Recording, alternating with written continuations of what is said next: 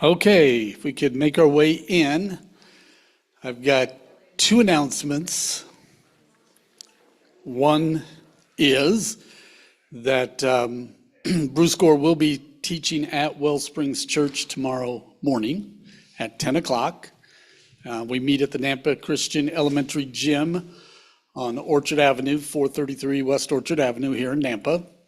And so you're all welcome to come, 10 o'clock service. And secondly, my wife has so well prepared the food here that there was enough pizza that we didn't go to the dessert part. And so at the next break, I'm sure none of the kids will be interested in this at all, but there'll be root beer floats.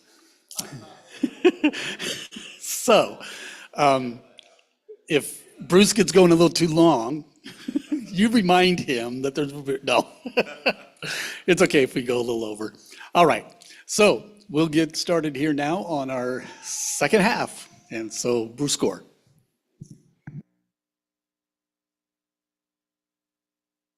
In my experience, speaking right after lunch is the real test, You have great pizza, you're feeling good, and it's just easy to zone out. So if you drift off into La La Land, you have my permission and my understanding. I know my PowerPoints are probably less than exciting here, but I thought I'd give you a little bit of a lay of the land just for purposes of getting ourselves oriented. I gave you that center statement, which I believe is really the heart of the matter. I think that's what's probably most important to keep in the front of our mind. The kingdom of this world has become the kingdom. He is the one who is being disclosed, unveiled, his rule. And then we have the first part of Revelation. We've covered part of that in 3 movements, and the second part down below in 3 more movements. I've heard somebody say Revelation is sort of like a dramatic play in which you've got 2 acts and 3 scenes in each act. And so what I'd like to do is wrap up the first part that we've been talking about here fairly rapidly and try to at least plow in a little bit to the second half. Obviously, this is not even a summary. It's probably less than a summary, but it's some kind of bird's eye view at 50,000 feet of the book. And as I told you before, my hope is that all I'm doing is inspiring you to do a little more research and study and thought about the book yourself in time to come. But anyway, we've worked our way through the seals. I don't have it on the outline in the top part there, between the seals and the trumpets. The seals, we got to the 6th seal in chapter 6. The 7th seal isn't until chapter 8. And in the meantime, you've got chapter 7. So if you can imagine right there between, backwards, there we are. If you can imagine right there between the seals and the trumpets, just insert in your mind a little section, and we're going to call that the first interruption.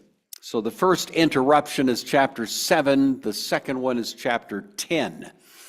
The first one has to do with God's people and their protection. And the second one has to do with God's people and their mission. So chapter 7, protection of God's people. Chapter 10 and part of 11, the mission of God's people. So the point of this is to say we have all of this tumultuous stuff happening. We've got the campaign launched by Rome, which is against Christian people. I have an eyelash attacking my eye. Sorry. And of course, God's people are a little nervous about that. We don't like to get persecuted. I don't know about you, but I just prefer not being persecuted, And so when you begin to see official Roman power mobilized against you, it may cause you to have a little bit of heartburn. And it might even cause some people to rethink their faith. If they're already a little shaky, it might cause them to begin wondering, was this really worth it? You know, those kinds of questions. The whole book of Revelation repeatedly speaks of those who are overcomers, and the sense of that seems to be those who hang in there in spite of the resistance that they're running into from various quarters. So John wants to assure us that not only do we have God's protection, chapter 7, but actually we have a role to play God's mission for us, chapter 10 and part of 11. So I'd like to look at chapter 7 here briefly. And that is where John gives us a very interesting description. He says that I saw 4 angels standing at the 4 corners of the earth, holding back the 4 winds of the earth, to prevent any wind from blowing on the land or on the sea or on any tree, you know. And then he says, I saw another angel coming up from the east, having the seal of the living God. He called to the 4 angels, do not harm the land or the sea or the trees until I put a seal on the foreheads of the servants of our God. And then he delineates the 12 tribes of Israel. You know, Reuben, 12,000 are sealed. Judah, then Reuben, then Gad, 12,000 are sealed. Asher, Naphtali, Manasseh, 12,000 are sealed. Simeon, Levi, Issachar, 12,000 are sealed. Zebulun, Joseph, Manasseh, 12,000 are sealed. And you look at that list and you realize John is going way out of his way to emphasize the tribes of Israel, the named tribes from the Old Testament of Israel, and at least on the face of it, it would suggest to us that John is wanting us to be thinking of this in terms of actual Jewish people. Now, many people dispute that, you know. And so you can take that for what it's worth, but it does seem to me, and I think the best comment on this has been that John is really calling attention here to Jewish people, and part of the reason for that interpretation of it is because then immediately, or at least soon after that in the same chapter, he says, then I saw a great multitude from every nation, tribe, language, and people, which manifestly has gone way outside of a Jewish world. So it seems like we have a contrast in this chapter between a focus on Jewish people delineated by their 12 tribes. I don't think we have to assume there were exactly 12,000 from each tribe or anything like that. It's just a way of emphasizing Israel in contrast to this later group, which is populated by a very cosmopolitan description, every nation, tribe, language, and people. All right. So what's going on? Well, what happened, of course, in Jerusalem was that in 65, roughly, early 65, Nero launches this campaign of persecution expressly directed at Christians. And so, first of all, in Rome, and it was horrific in Rome, there were plenty of martyrs and ugly descriptions there. But pretty soon the official policy of Rome spread across the empire. It took a little while, but it's reasonable to suppose that during that time there were probably a handful of martyrs, not many, but many people were being demoted in their social status. This happens, you know, being treated like second-class citizens. Christian leaders were being abused. John was exiled to Patmos, probably took place in and around that time, 65, maybe early 66. And all of that is going on, and Rome is mainly addressing herself against Christian people because they're the ones being blamed for that fire that took place in Rome. Something happened along the way, and the persecution that Rome was launching against Christians morphed into a persecution against Jewish people in general, but especially Jewish people in Jerusalem. You see, you have a kind of a shifting target. And Christian people, as time went on, became less and less the focus of the interest of Rome. Now, they continued to be the focus to some degree, but there was a shifting kind of emphasis, you might say. What happened in Jerusalem was, in 66 in Caesarea Philippi, which is on, or in Caesarea rather, it's on the coast, not Caesarea Philippi up north. In Caesarea, there was a series of events that took place sparked by the so-called Zealots. You've heard of them. They were kind of the militant side of Jewish resistance to Roman rule. They thought the Romans should be driven out by force. They were, in many cases, violent, not above assassination and so on. That was really their claim to fame. And they precipitated a little crisis in Caesarea, and that spread over to Jerusalem. So Jerusalem, courtesy of the Zealots, went into a kind of revolt. This is 66 now. The revolt in Jerusalem was serious enough that it drew a response from the north, from the Roman general who was over the Roman forces in Syria to the north, a man by the name of Cestus Gallus. And so he mustered a small army. And the small army came down, 66, straight to Jerusalem, because Jerusalem was kind of a hotbed now of this zealot-inspired revolutionary movement. And there were people that were concerned. The priestly class especially was concerned because they were in bed with Rome.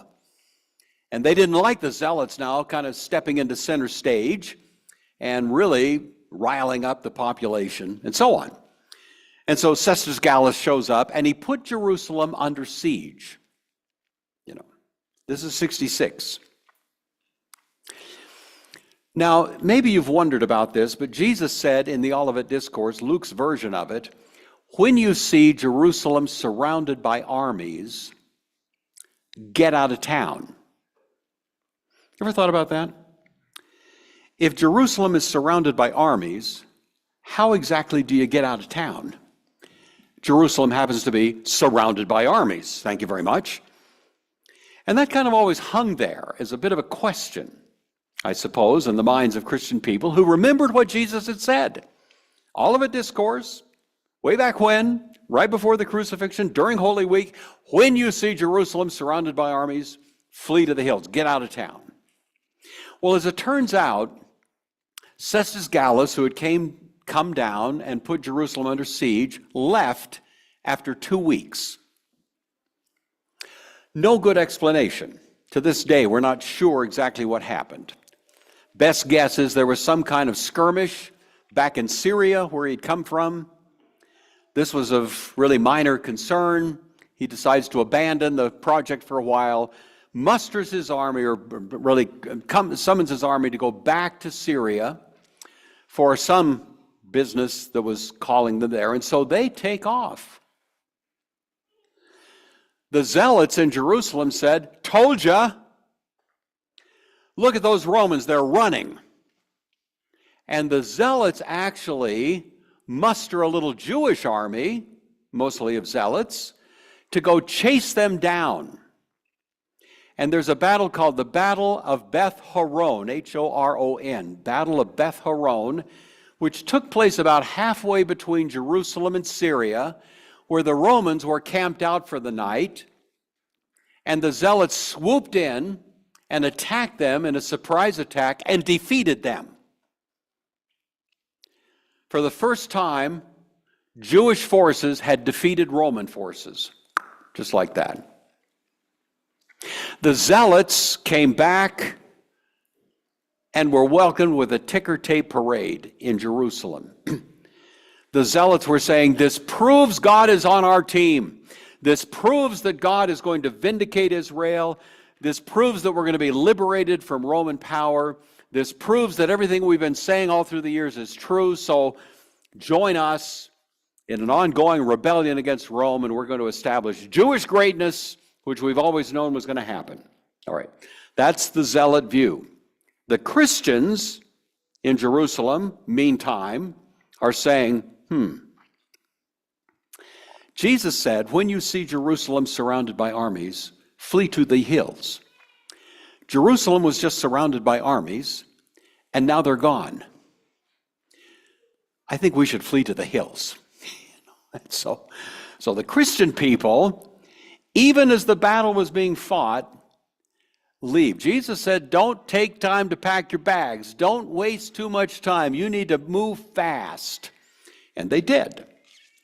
And so Christian people escaped from Jerusalem and went basically into the Judean wilderness. Some went across to the east side of the Jordan. Some went down into Nabatea and other parts, Pella, and other parts of the surrounding regions to hide out. Now we know this from Eusebius, who is sometimes called the father of church history. He's writing in the early 300s based on sources available to him, and he says quite emphatically that no Christian person died in the coming siege and destruction of Jerusalem, that they all left in obedience to Jesus' command, which had been given in the Olivet Discourse. So we have that information based on Eusebius. He was not there, but, reasonably close to the events, much closer than we are. And so we'll take his word for it. Well, meantime, of course, the Zealots, who are now in a commanding position in Jerusalem, begin to muscle up a much more ferocious attack, a much more zealous rebellion that gives rise to what's commonly called the Jewish Wars. That's what Josephus calls this rebellion that took place. And as a result of that, Nero, who's still ruling, gets a little bit distracted from the Christians and starts concerning himself with this open rebellion now of a major city, Jerusalem, in a major trade route. That's a significant part of the Roman world, and especially the commercial transactions from north down into Egypt. He needs to get rid of that problem. And so he sends his most experienced and competent military commander named Vespasian with 60,000 crack Roman troops.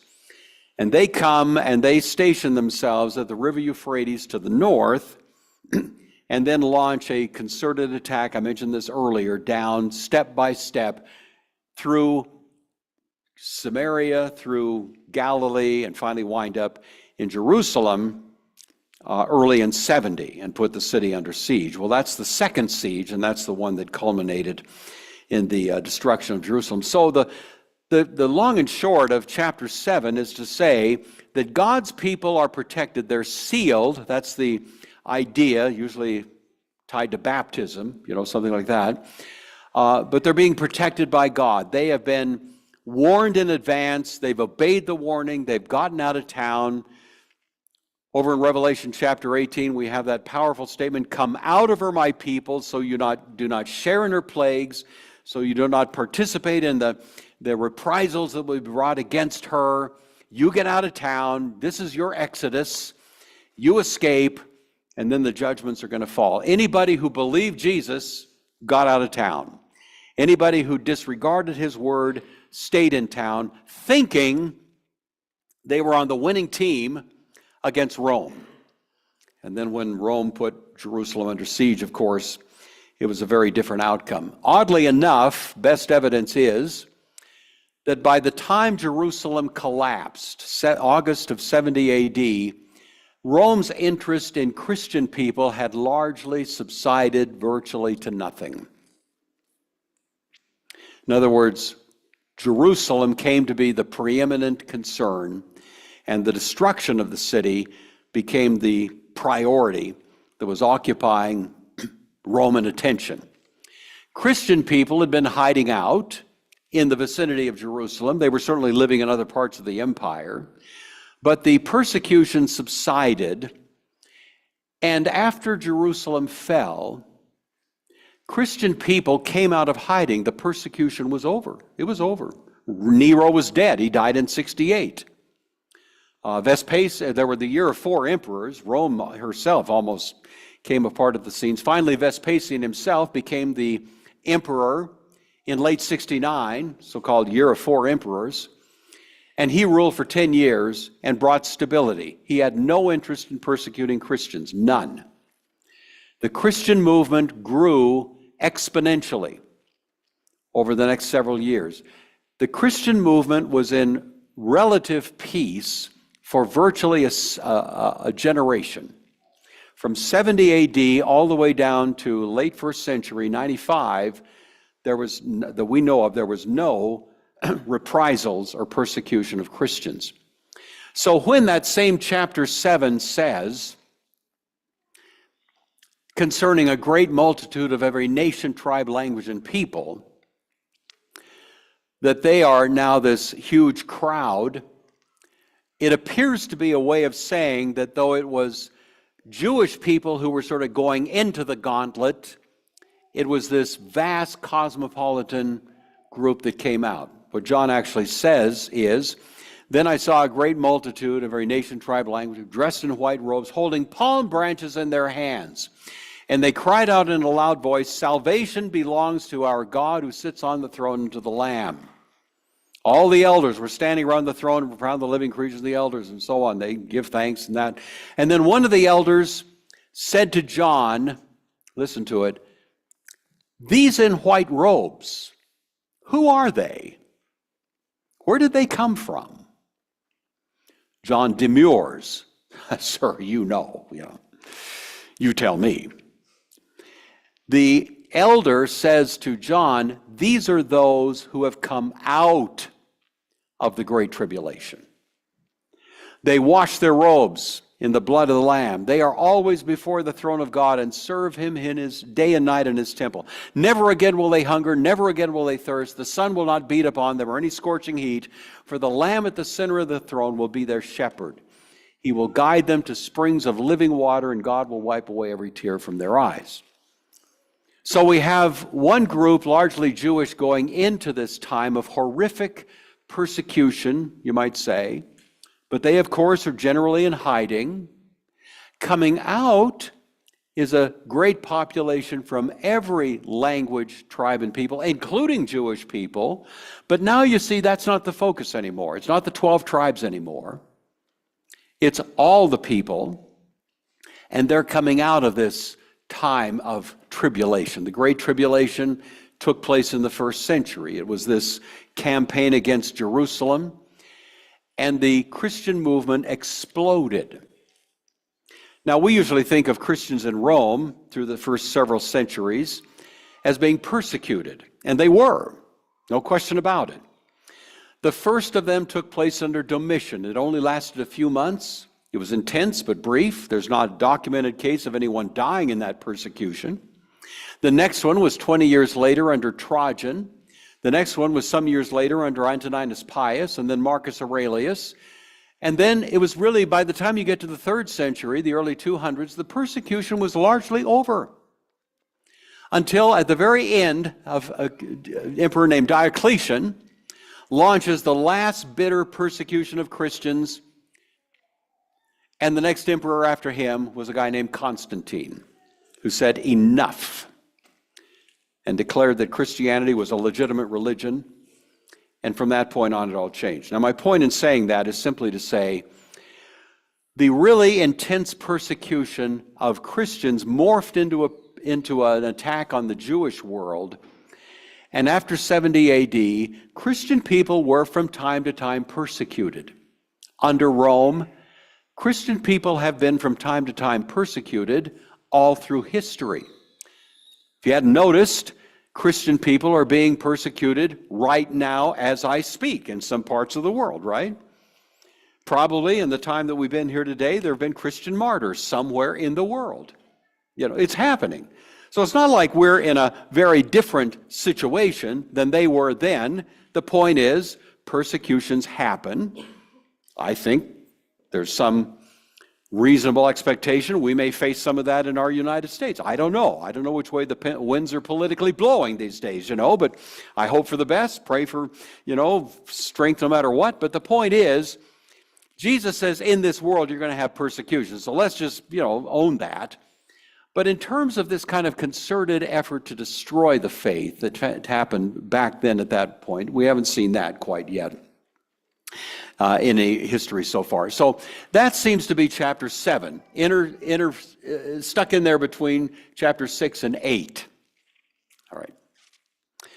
Now it brings us to chapter 8, which is the seventh of the seals. So John says, when the Lamb opened the seventh seal, there was silence in heaven for about a half an hour. And I saw the seven angels who stand before God, and to them were given seven trumpets. Another angel who had a golden censer came and stood at the altar. He was given much incense to offer with the prayers of all the saints on the golden altar before the throne. The smoke of the incense, together with the prayers of the saints, went up before God from the angel's hand. Then the angel took the censer, filled it with fire from the altar, and hurled it on the earth. And there came flashes of lightning, rumblings, peals of thunder, an earthquake, and a great hailstorm. Something like that. All right, what is this? He opens the seventh seal, and it's going to march out for us seven trumpets. Trumpets are instruments that are used to signal things. They can be instruments to warn, to summon people for meetings. Now, I play the trumpet. I don't know if some of you know that, but when I was 10 years old, my mother took me down to my grade school. I was 10 years old, 5th grade. Beginning of the year, this was the year that in my little school district, in Grand Coulee, Washington, small town, rural, we had the opportunity to play a musical instrument if we wanted. I went in, and I didn't even know what it was called. I just pointed at the one I wanted to play. And it was actually called a cornet, a little shorter than a trumpet, but the same idea. I knew I wanted to play it at 10 years old, even though I didn't even know what it was called, because I knew it was loud. And I was kind of a shy kid. Now, I wasn't debilitated, but I was quiet. I was quiet. Most of my teachers liked me, and that's fine. But I always felt like I'd like to make a bigger sound in the world, and I didn't have a big voice or anything. But I knew that musical instrument was very, very loud, and that's what I wanted to play. And so my mother, of course, was very skeptical. We had no music in our family, and she was really not sure that this was going to work out very well, but, she said, fine, you want to try playing this cornet? And I took it home and went to work on it, and it was just a natural. I just took to it immediately, much to the astonishment of my parents and many other people, and I made a lot of noise, let me tell you. Because that's what that whole story was simply to say to you, that's what trumpets are famous for. They are loud. And certainly was the case for me. And so anyway, when we read about trumpets in the Bible, usually we should associate them with some kind of either warning sound or something like that. Something that's supposed to make a big sound so that everybody hears it. If you read Revelation describing the trumpets, and then later read Revelation describing what are called the vials, or the chalices, or the bowls, this is chapter 16, and you compare the two lists, you'll see that they really do more or less track with each other in a very noticeable parallel. That the first trumpet and the first vial are very similar. The second trumpet and the second vial similarly. And in a way, what Revelation is saying is there's going to be a kind of warning shot across the bow, not in literal trumpet blasts, but in terms of events that happen that become a forecast of worse things that are coming. And so the trumpets are sort of a forecast of worse things that are coming for the people who are going to be experiencing those warning blasts, as it were. And they're described for us by John then in the ensuing description. Now, what about this angel who's standing at the altar? The angel probably, as on many occasions in Revelation, is Christ himself. We know that because he's performing a priestly role.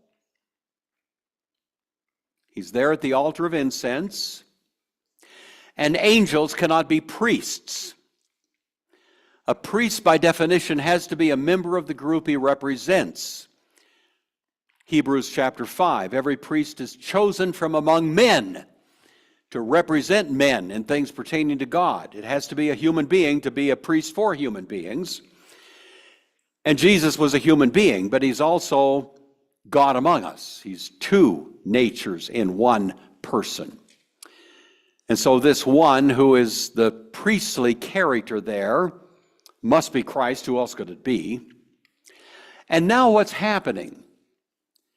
Well, incense is being offered, and we're told expressly it's mixed with the prayers of the saints.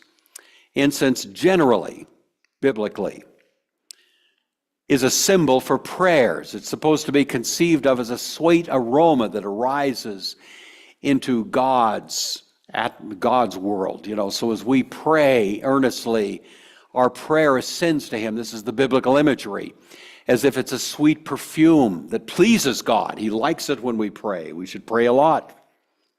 It pleases him. So here's this incense together with the prayers of the saints rising up to God from the angel's hand. Jesus is our mediator. He's our intercessor. So as we pray, you might say, our prayers come into the very presence of God. Jesus himself is God, but he's also human. You might say that this is the mediator that brings our prayers into the very sanctuary of heaven itself. So our prayers are being offered to God, and then a very sort of abrupt things happen. It says, then the angel took the censer, filled it with fire from the altar, and hurled it on the earth. And there came flashes of lightning, rumblings, and peals of thunder.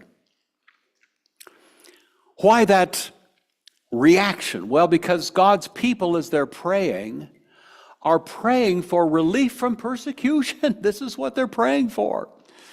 They've got forces marshaled against them, people out to destroy them. They are facing the most horrific kind of assault on their well-being, and they're praying. That's what people do when they're under attack. There's an old saying, there's no atheists in a foxhole. If you ever spend time in a foxhole, then you'll probably know that. Yes, sir. So earlier you said when they say earth, they refer to like the land. Yeah. When he throws the censer, is it On the land, same thing. Yeah, that's right. You have good question. Good clarification to this 14-year-old genius, right here, that I just had lunch with. Anytime, I'm going to say this universally. Anytime in the book of Revelation you see the word earth, E-A-R-T-H, right, earth, it is the Greek word gay. Now, it's the word G-E. It's pronounced gay. It has nothing to do with being gay as in happy or any other meaning that you might attach to it these days, but it has to do with geology. It has to do with earth. So we will use the word earth in that sense. We can talk about earth as a planet. The ancients had no idea of Earth as a planet. Okay, it was not on their radar. They didn't think about it that way. We also use the term earth as in good earth. That idea, the soil, the dirt, the land. That's the way they had it in mind. And that's what, so whenever in Revelation, it's been very unfortunate that translations have inevitably used the word earth there, and it's confusing to people because it makes them think planet Earth, which wasn't exactly the sense at all. And so he threw it on the land, and that's exactly right. This is being poured out, and it's being poured out in the technical sense of the land, which to a first century reader would have a special reference to Israel. I think you know that. In the Old Testament, you have the land and the sea. You know that in poetic language in the Old Testament? The land and the sea. And generally, especially in the poetry of the Old Testament, David's Psalms especially, the reference to the land will generally be a focus on the place where God dwells among us, Jerusalem, Israel, and so on. That'll be the land of Israel. And David will often describe the surrounding nations as the sea. Now, he doesn't mean the literal ocean or something like that, but he means the place of unordered chaos, right? So the surrounding nations were often viewed by David as the place where there's this kind of threatening, chaotic, unordered the expression of a threat generally, And so we have the sea standing for the threatening surroundings and the land standing for Israel. Is that a question, young man? Yes. So when Jerusalem is being attacked, is John exiled? Okay, yes. Question is, when Jerusalem is being attacked, is John exiled? Likely, but not certainly. Okay? He was exiled. Our best guess would be probably in 65. And this attack on Jerusalem took place in 70, 5 years later. And by then he may have been released. But we don't know that for sure. There's no information either way. Great question. Thank you. So we have the, now where was I? That was a great question, just threw me off the track. Chaos. See, thank you, yes, thank you. Keep me on track here. So, in the poetic literature, you have that distinction. So David will speak of the threatening flavor of the sea surrounding them, meaning the Gentile forces, Hittites to the north, Egyptians to the south, Phoenicia off to the north, west, Moab and the Ammonites off to the east across the Jordan and so on. All of these nations were from time to time surrounding as if the raging of the sea. All right. In the New Testament, the sea continues to be used in that sense, and in Revelation we have something of that going on.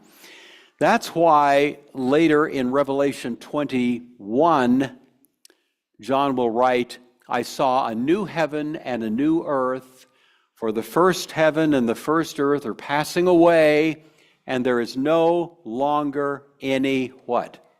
Sea.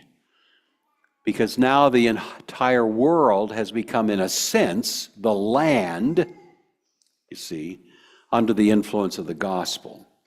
So you have that kind of consistent use of that imagery. So here we have the question. Yes? Sorry, what verse was the land and heaven passing away? What verse was that? That was Revelation 21, the first few verses. Yeah, Revelation 21.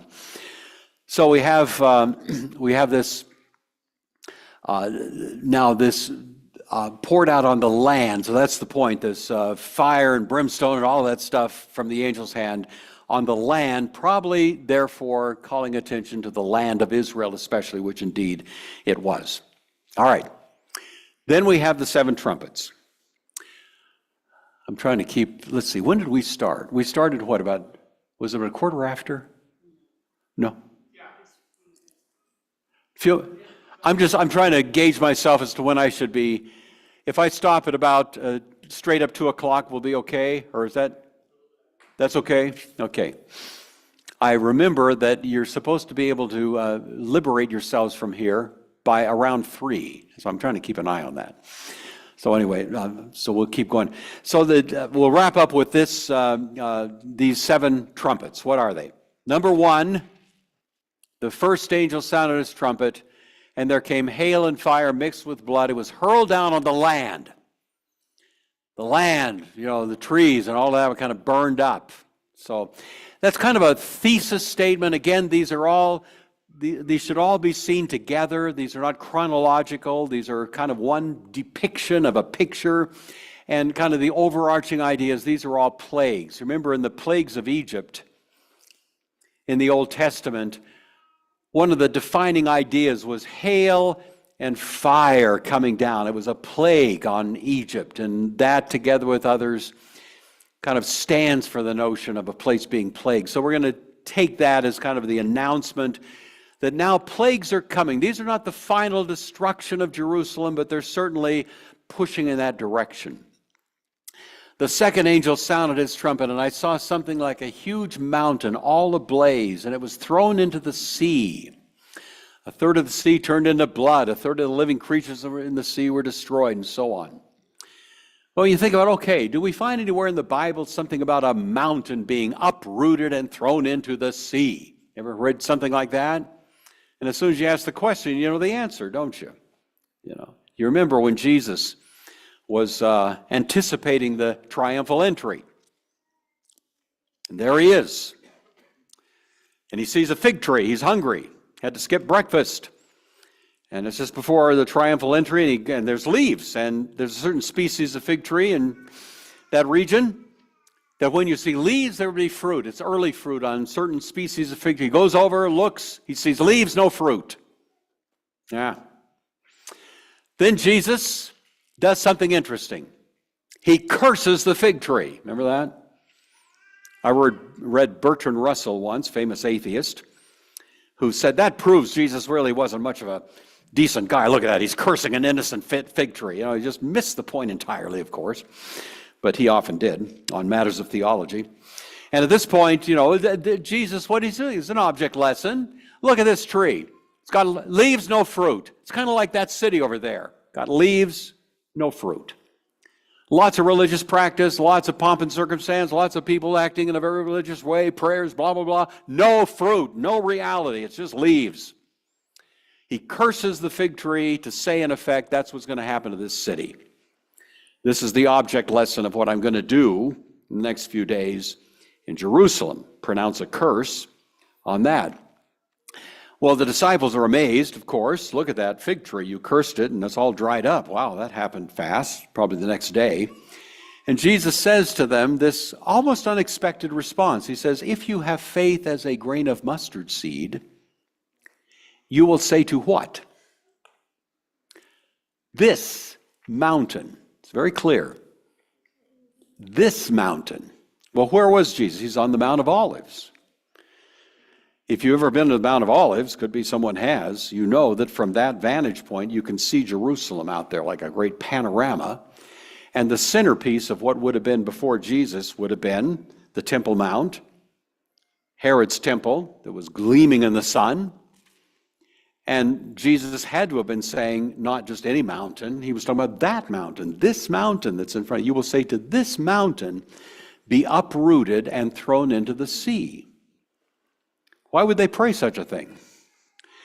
Because you see, the people controlling that mountain had no king but Caesar. And it was in their interest to eliminate Jesus and to eliminate his followers. And the most horrific persecution faced by Christian people before Rome was from official Jewish religion. And so the first prayers they prayed was for a relief from that mountain. Have that mountain, in effect, be uprooted and thrown into the sea. This is a prayer for relief from persecution faced by God's people in that situation. The third is a star that falls down and infects the waters and the springs of water. Water in rivers in Israel were life-giving. The Jordan River, various tributaries to it. The river was life-giving. The sea was chaotic and threatening. The river, however, gave life. Psalm 46 celebrates this especially. Now the very life-giving rivers of the land are being infected. They're turning into wormwood, this bitter, poisonous thing, so that even when they go and try to find some source of life, some source of health, even that is deprived. Now, you can go a lot of different ways with that. Their religion is infected. Eventually, even their foodstuffs were infected. But the point is, everything that had been life-giving in this city is now being turned into a kind of poison, And that generally seems to be the idea there. The fourth, the sun is darkened, and so on. You have this, again, kind of a description of the darkening of heavenly bodies, only now it's reflecting really what happens in Jerusalem. That did happen in Jerusalem. So the zealot forces, which had been dominant after their victory over the Romans sometime earlier, took over, but as they took over, it just became more and more chaotic. And especially as the siege began to set in, there was a kind of insanity that infected the city. so that a sort of anarchy just simply descended on the place. Josephus gives us horrific descriptions of what happened. So the point is, all of these trumpets are simply harbingers of the bad things that are beginning to take place as there's a kind of unraveling of life in that city. John says when the fifth angel sounded his trumpet, I'm blanking on this. What's the fifth trumpet? I'm mixing it up with, anybody got it in front of them? Anybody's checking on me to see if I'm telling you anything good? Anybody have that? Do you have it there?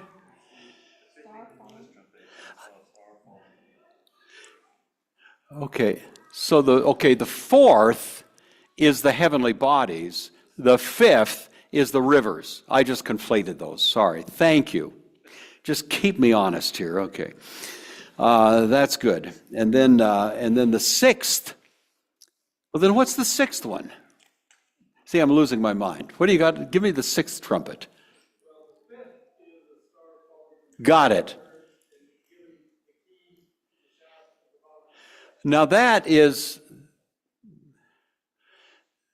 I've skipped ahead. I see what I did. I see it. It all comes to me. I'm having a meltdown right now. Okay, got it. Okay, I'm with you. Yeah, okay. Whew. Sorry, apologize for that. Like I said, after lunch, it's tough, you know. You got the pizza in the stomach. All right, so we have the third is the rivers. The fourth are the heavenly bodies. And then, this is where I got off, there's an angel, right? An eagle flying through heaven, right? This is at the end of chapter 8. And it cries out to the inhabitants of the land, right?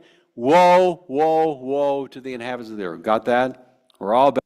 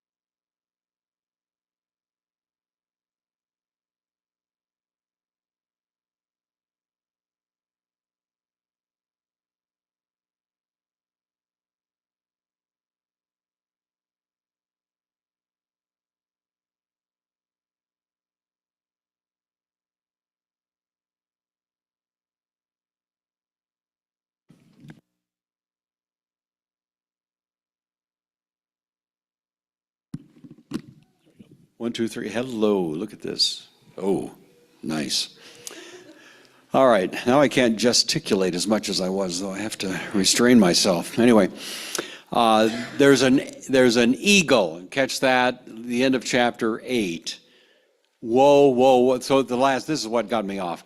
The last three then are the so-called woe oracles. That is strategic because woe in the Old Testament is comparable to the idea of curse. In the Old Testament, there are so-called weal oracles. Weal is the root of our word wealth, W-E-A-L. Woe oracles, on the other hand, were announcements of blessing or judgment. So usually a weal oracle would start with the word blessed, and a woe oracle would start with the word cursed. You see, blessing and curse. Same thing as in Leviticus 26, Deuteronomy 28. All right. So we have an eagle flying with woe oracles. In other words, announcements of curse. And the eagle, of course, was one of the most famous symbols for Rome. So it has been commonly understood, at least those who take this view of Revelation generally, that in a sense this eagle that's flying in mid-heaven, representing Rome, is announcing then, in a sense, the final woes or curses that are going to fall in these warning trumpets. All right, so with that in mind, then we come to the fifth. And the fifth of these trumpets then is said to be a star that falls down from heaven that's given the key to the shaft of the abyss, right? And then he opens the abyss, and out of it come locusts. The sky is darkened by all the smoke. The locusts come out of the smoke, and they infect now the land of Jerusalem. You might say they're invading it, and so on. So locusts, well, in the Old Testament, locusts virtually always have to do with some kind of plague. This is the worst kind of plague because they're coming out of the abyss. The abyss in Revelation stands generally for the place where Satan has influence. It's the abyss. In the Old Testament, it's the deep. It is comparable to the sea.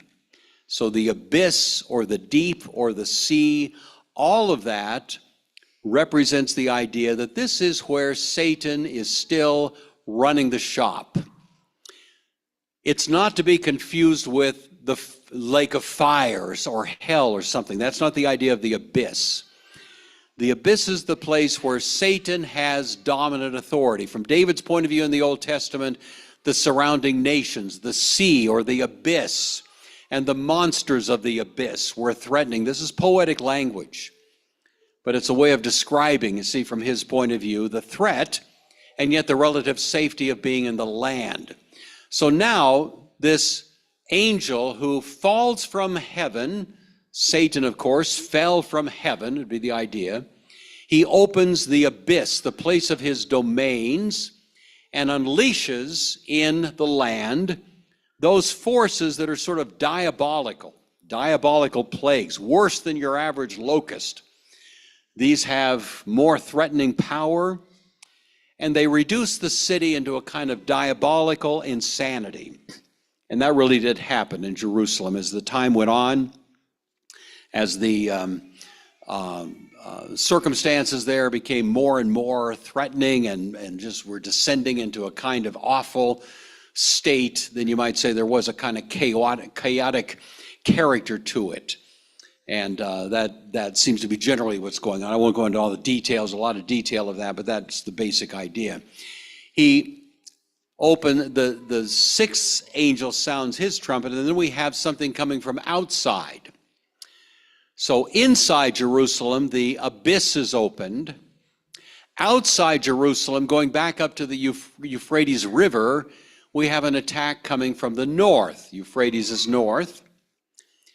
John says, I heard a voice from the altar called to the sixth angel who had the trumpet, release the four angels who are bound at the great river Euphrates, who have been kept for this hour and day and month and year. And they're released, and we're told that they are horsemen, and there's a lot of them, an overwhelming number, myriads of myriads. There's actually 60,000, but it seemed like myriads from their point of view. And these are now coming down. And John makes an interesting statement. He says, I think it's in this text, that I think it's in chapter 16, forget that. Anyway, they come down from the Euphrates, and they're coming north, and this really is describing Vespasian's attack on the land that culminates in the siege that takes place at Jerusalem. So what you have now is a picture of things melting down inside Jerusalem, courtesy of the zealots, while at the same time attack is coming from outside Jerusalem, courtesy of Rome. And the two forces are combining to reduce things to the most awful and abject circumstances of chaos in the city. And these trumpets are pointing in that direction. And then once again, we don't have the seventh trumpet yet. We have another interruption. So chapter 7 gave us the protection of God's people. Chapter 10 now is going to give us the mission of God's people. And we're going to talk about that in about 10 minutes, but right now we're going to take a little well-deserved break, all right? So we'll come back in 10 minutes or so.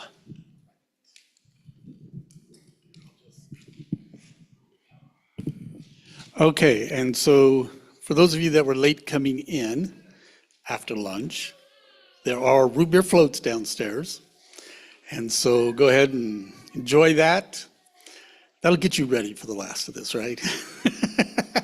Okay, and I do want you to know that it's fine if we go past 3 o'clock. They're not gonna, we don't have any forces coming in here to cause us to flee. Oh, you might need it at 3. Okay, so you're welcome to go.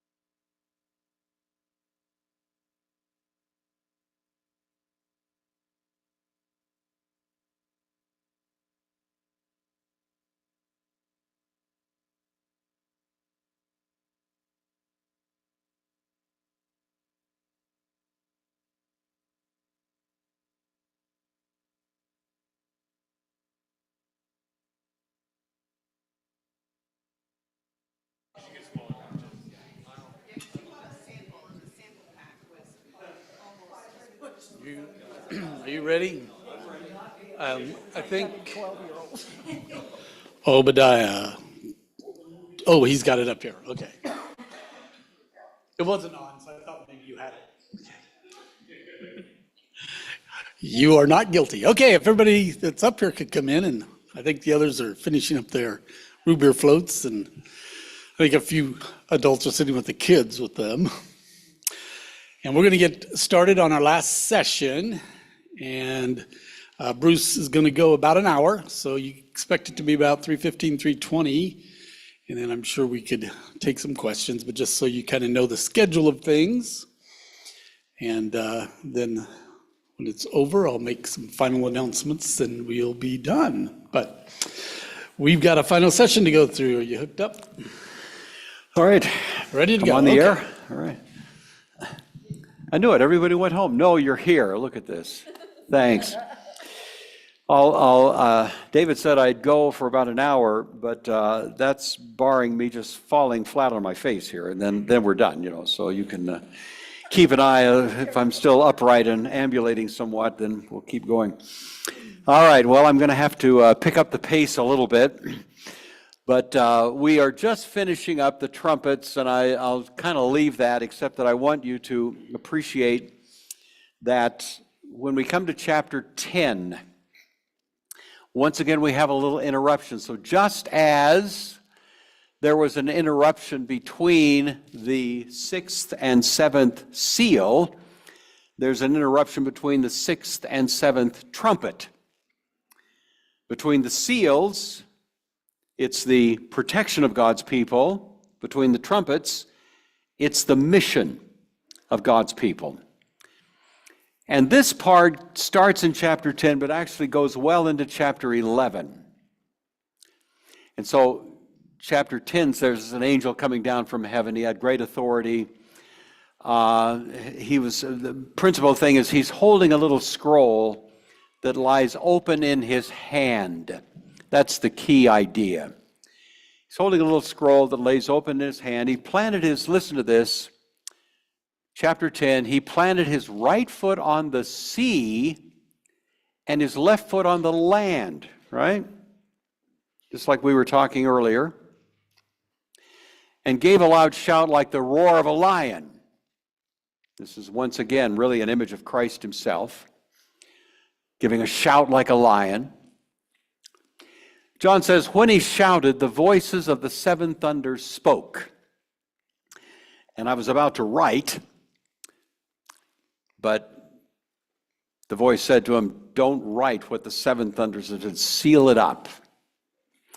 Seal it up, biblically, generally means it applies to a time in the distant future, and so it's not for the present population. Same thing Daniel was told, seal up the revelation. It has to do with the distant future. So we don't know what they said, but it does tell us there's a kind of unwritten chapter here, that at least we gather that. Then, this angel who's standing there with one foot on the sea and one foot on the land, which really is a way symbolically of saying this is now finally uniting sea and land. In the Old Testament, they were separate. Now, one angel with one foot planted on each, kind of representing a sort of combining how, so that there is no more sea or land, as we're going to be told later. He raised the right hand and said, there will be no more delay. But in the days when the seventh angel is about to sound his trumpet, the mystery of God will be accomplished, which he promised to his servants. And then the mystery of God, of course, if we ask in the New Testament, what's the mystery? Paul speaks of it frequently. It's the very thing that there is no more sea and land. The middle wall of partition is broken down. No more Jew and Gentile. We live in the New Covenant era where the distinction religiously between Jew and Gentile is obliterated. Now there's still Jews and there's still Gentiles. There's still Africans and there's still Americans. There's still this, there's that. We still have the ethnicities. But nobody in any ethnicity has some sort of special status anymore. That's not the way it's working in the New Covenant. In the New Covenant, there is neither Jew nor Greek, bond nor free, male nor female, all of that. See, it all goes away.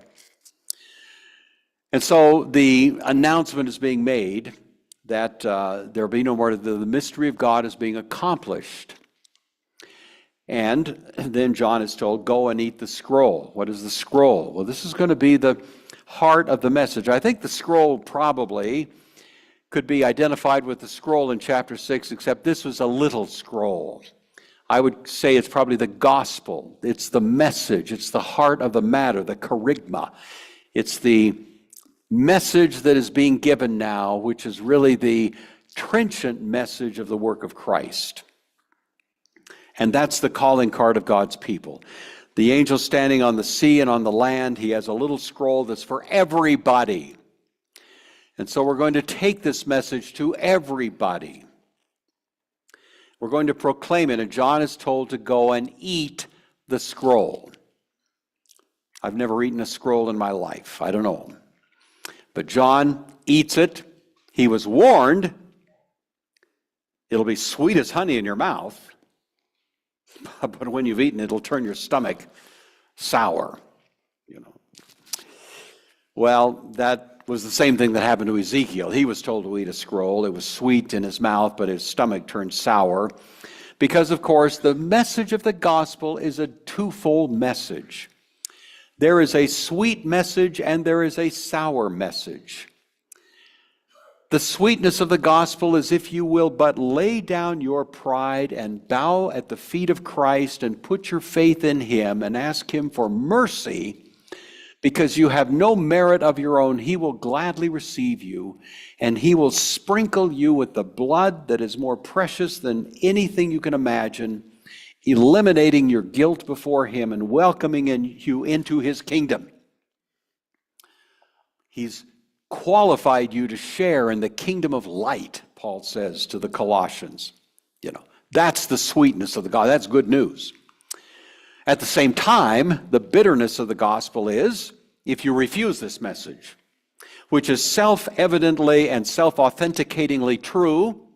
If you turn your back, if you say, I will not have this man rule over me, I will not have any king named Jesus, I'm only going to serve Caesar, I'm going to be my own king, the captain of my... Then there's very bad news that you are condemning yourself to an eternity without God, facing his judgment. There it is. Sweet in the mouth, but bitter in the stomach. And John is told to go and take that scroll and eat it. And that becomes, in a sense, the picture of us as the ones with a mission, because we're not only protected by God, but we are called to proclaim that scroll, that message. And that's what we're called to do. Jesus said, you will be my witnesses. Now, we don't do it in our own strength. We have the Holy Spirit who anoints us, who empowers us, so that even when we have limited capability, limited intelligence, eloquence, all of the things that we think would limit our effect, we're told, wait a minute. It is not your eloquence that gets the job done. It's my power, not by might nor by power, by my spirit. It's my power that accomplishes. So John is then sent to the task. I was given a reed like a measuring rod, told, go and measure the temple of God and the altar, but exclude the outer coin. It's been given to the Gentiles. They will trample on the holy city for 42 months. But, listen to this, I will give power to my 2 witnesses. They will prophesy. They will prophesy for 1,260 days, clothed in sackcloth. If anyone tries to harm them, fire comes out of their mouths and devours their enemies. That's how anyone who wants to harm them must be killed. They have power to shut up the sky so that it will not rain during the time they are prophesying. They have power to turn the water into blood and strike the earth with every kind of plague as often as they wish. But when they have finished their testimony, the beast that comes up from the abyss will attack them and overpower and kill them. Their bodies will lie in the street of the great city. Listen to it. Their bodies will lie in the street of the great city that is figuratively called Sodom and Egypt, where also what? Their Lord was crucified. That's probably the most express statement in Revelation, making it clear the city, the great city, there can only be one, the great city, and the great city in Revelation is Jerusalem, where also their Lord was crucified. So who are these witnesses? Well, the witnesses, of course, are simply, this is the mission of God's people. God's people have a voice, and the voice they speak is the voice of the two witnesses against the unbelieving Jewish people in Jerusalem at the time. Now, many became believers, it wasn't universal, but most did not. Most repudiated Christ, most became his intractable enemies, and thus they persecuted Christian people. And the two witnesses against God's people in Jerusalem were the witnesses of their own prophets, Moses and Elijah. Those are the two witnesses, in my opinion. The two witnesses that are bearing testimony against God's people are the most powerful witnesses you can imagine, their own holy writings. Moses and Elijah, the same two witnesses that talked to Jesus at the Mount of Transfiguration. The two witnesses that were speaking of him, of his ultimate death and resurrection that was coming right up. The two witnesses who were there to say that our combined message, the message of Moses, the message of Elijah, our combined message is about Christ. And so when the disciples opened their, wanted to build tabernacles to all three of them, the voice said, no, this is my beloved. So listen to him. He is the one about whom these witnesses are giving their message. The two witnesses thus in Jerusalem, all during those years, out of the mouths of Christian people, were their own prophets. They were being preached Jesus out of the Old Testament scriptures. And many came to faith, as you know. Most didn't. Until finally it seemed that the bad guys had won.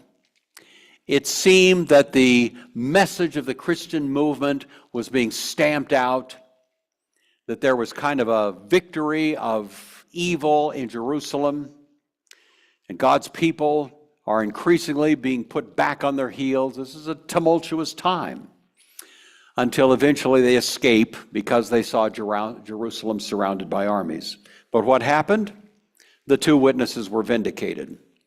Moses had said that if you finally disobey this message, the curse will come upon you. They disobeyed the message, the curse came upon them. It was a great vindication of God's word, a proof that his word was true, but it came at such a price for those who refused to believe. Kind of a basic picture there. There's more details. I think the tip-off that we're talking about Moses and Elijah, aside from the fact that it's just they would be the two witnesses, is notice the two miracles that are mentioned specifically. It's mentioning that the heavens would not give rain.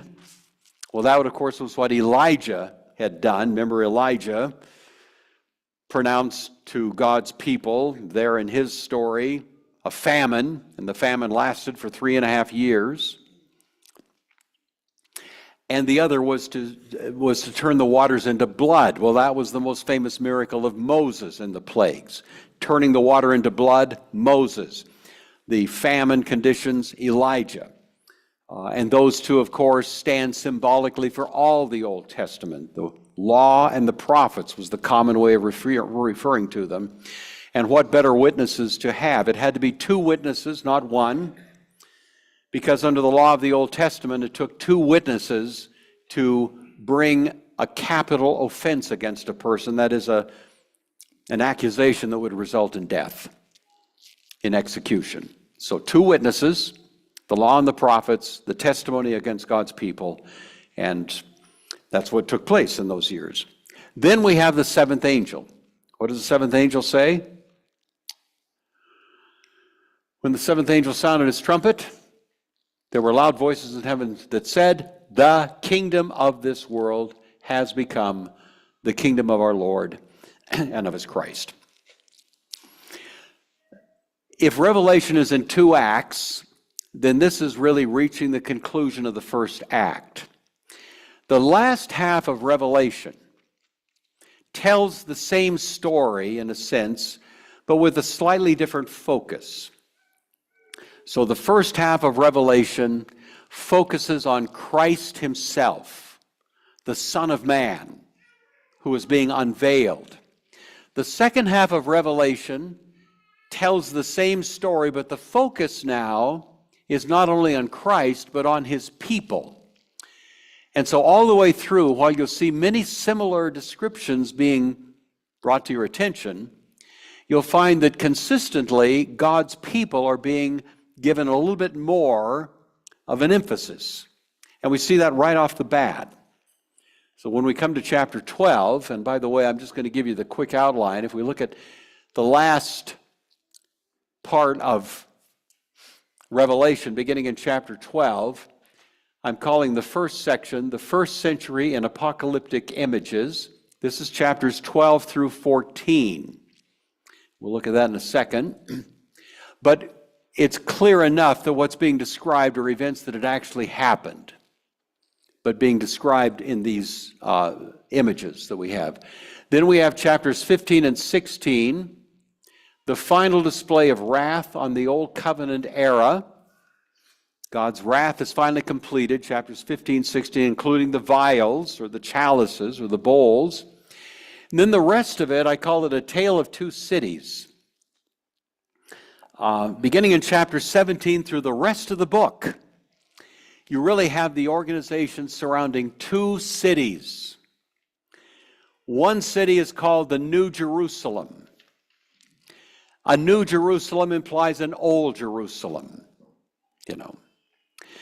The old city is called Babylon. The Old Jerusalem, ironically, the city that should have been the locus of the worship of God, becomes the worst enemy of the worship of God. Jerusalem becomes Babylon. In the Old Testament, Babylon was the most ferocious enemy of Jerusalem, responsible for deporting her under Nebuchadnezzar and all of that.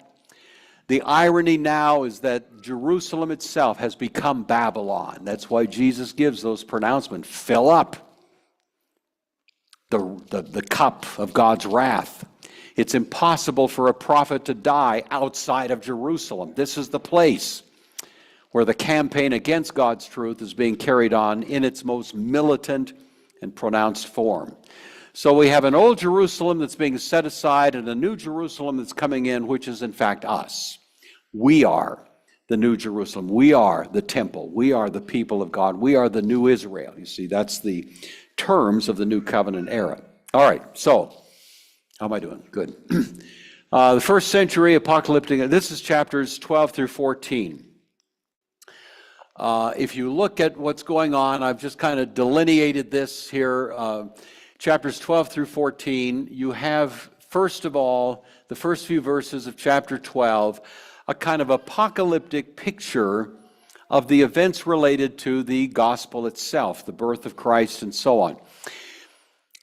You might think of this, these images that are being portrayed, if you know what a political cartoon is, right? You look in the newspaper. Does anybody get the newspaper anymore? This is old school, isn't it? But you know what a political cartoon is. Usually you can look at somebody's face and you say, oh, look at that. You know, that's Donald Trump, or that's Joe Biden, or that's Nancy Pelosi, or that's something. Political cartoons. Caricatures, they might make you smile, but usually they're sending a message, right? And so it's not too hard to figure out the message. And depending on the politics of the artist and so on, it may be pro or con any political movement that might be going on. But in some ways, if you'll let me get away with this, I say it reverently, Revelation, especially at this point, begins to depict for us what amount to a series of political cartoons. They're not pictured for us, but they're pictured in verbal descriptions. And to the first century hearers, they were not hard to figure out, you know. Just as for most of us, if we look at a political cartoon, it doesn't take us, a second or two to figure out what's being communicated. We might like it, we might dislike it. It's political, so that's the way it is. But to at least understand the point, is not usually too difficult. And that's kind of the way these first century listeners would be able to figure out pretty efficiently what these cartoonish descriptions are supposed to be communicating.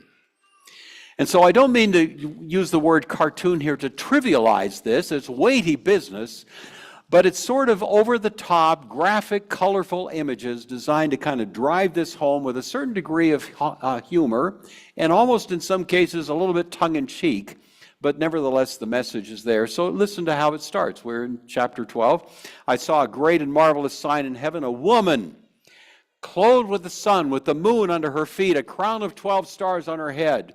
She was pregnant and cried out in pain as she was about to give birth. Then another sign appeared in heaven, an enormous red dragon having 7 heads and 10 horns, 7 crowns on his heads. His tail swept a third of the stars out of the sky and flung them to the earth. The dragon stood in front of the woman who was about to give birth so he could devour her child the moment it was born. She gave birth to a son, a male child, who will rule the nations with a rod of iron. Her child was swept up to God and to his throne. The woman fled to a place prepared for her in the desert where she may be taken care of for a time, times, and half a time out of the serpent's reach. All right, now you can depict in your mind, in your imagination, the images that are there, right? And you have to think about it. It's not that tough. Here's a woman giving birth to a son who's destined to rule the world with a rod of iron. Well, we can't go too far wrong to think that's got to be Jesus we're talking about there. Who else is described in those terms? The woman, in the very narrow sense, we could say is the Virgin Mary, but certainly in the broader sense, it's faithful Israel. Israel always had faithful. Not all Israelites were unbelieving. There was always a core of true believers there, right down to the New Testament. Anna, Simeon in the temple, you know, Joseph of Arimathea, eventually Nicodemus, others, we hear about them. The first generation of Christians were Jewish people, faithful people. And so we have, in a sense, the birth of Christ coming out of faithful Israel. And yet, at the very moment of the attack, at the very moment of the birth of Jesus, there's an attack, this ferocious character embodied in Herod, inspired by Satan, who's standing there ready to devour that baby the moment it's born, sending soldiers to Bethlehem to kill every kid under 2 years old, you know? And you look at that, and you think, well, we don't have to really think about it too hard to figure out, you know, what's being depicted. Certainly the first century hearers didn't. Jesus eventually caught up to the throne and the ascension. All authority is given unto me. Goes up, sits down at the right hand of God the Father Almighty. There he is. The woman flees to the desert. That's what God's people did. They fled to the desert where they would get out of harm's way. Then we have this remarkable statement. It's the next little part. Satan's defeated. This is the verses I gave this to you a little earlier. There was war in heaven. Michael, standing for Christ, fighting the dragon. The dragon fought back. He was not strong enough. He lost his place in heaven. This is the great drama. What happened at the cross? Satan loses his capacity as the prosecutor. He loses his case. He gets disbarred. He gets kicked out. Don't come in here anymore. You've had it. You're out of here. Then we have this little section that starts here. I can hardly read that myself. What does it say? The woman. Yeah, so listen to this. See, so when the dragon saw that he had been hurled to the earth, he pursued the woman who had given birth to the male child. She was given the 2 wings of a great eagle to fly into the desert, where she'd be taken care of for 1,260 days, there in the desert. Then from his mouth, now listen to this. You're sleeping, wake up. Then from his mouth the dragon spewed water like a river to overtake the woman and sweep her away in the torrent. But the land helped the woman by opening its mouth and swallowing the torrent that had come out of the devil's mouth. Odd image, isn't it? And then, of course, it goes on from there. But what is that torrent that flows out of the... Well, think about what happened. The Christian people are escaping into the desert. Satan, he sees them slipping through his fingers. He wants to get rid of them. He hates them. And so he launches the most vicious campaign intended to sweep them away. And what happens? The land, Israel herself opens its mouth. In other words, the vicious attack that was launched by Rome against Christians, which is where it started, transforms itself into a campaign of destruction against the land. And the woman escapes. And now this campaign of destruction actually winds up destroying not the people of God, but old, unbelieving, unfaithful Jerusalem that had said, "We have no king but Caesar." Oddly enough, it's that very Caesar who becomes their destructive enemy, when it's all said and done. So we have this picture. Well, now chapter 13, we have these two characters, two beasts. So the dragon stood on the shore of the sea.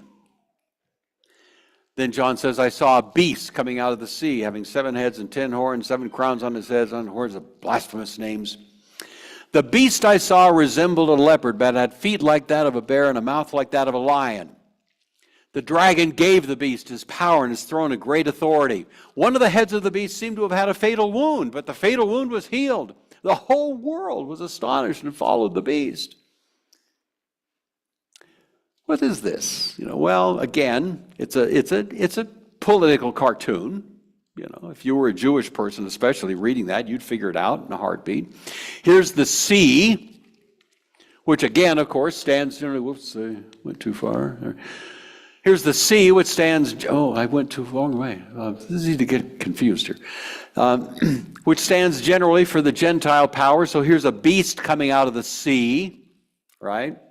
It's a composite of the same beasts that Daniel describes back in Daniel chapter 9, coming out of or 7, I think it is, coming out of the sea. But all of them are more or less coalesced now in Rome, sort of the composite of all of these. So this beast comes out of the sea. One of the heads of the beast seemed to have had a fatal wound. Now, there's been a lot of speculation, even among people who fundamentally agree, in terms of how to read Revelation as to what this is. I have a theory. I'm going to give it to you.